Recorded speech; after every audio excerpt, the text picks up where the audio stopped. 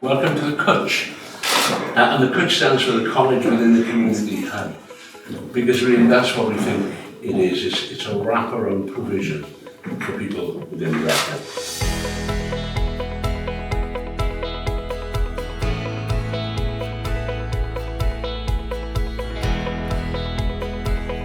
Now, many countries in the world have community colleges, which are very visible and very accessible.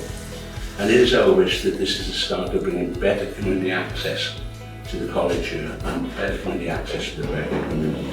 The CWTCH will provide open access to the community as well as an extension to some very well developed relationships. And it's great to see the armed forces here today who will be one of those key partners here.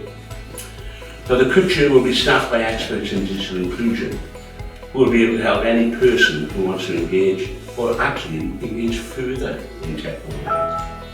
So people can just walk in off the street, having used the town centre, coming for a coffee and access the facilities here. It's about bringing people over the threshold and engaging them in learning and then hoping that they'll continue with that learning and that lifelong learning. Together we can improve the economic, social, environmental and cultural well-being of these communities to help create the worlds that we and our children want to live in.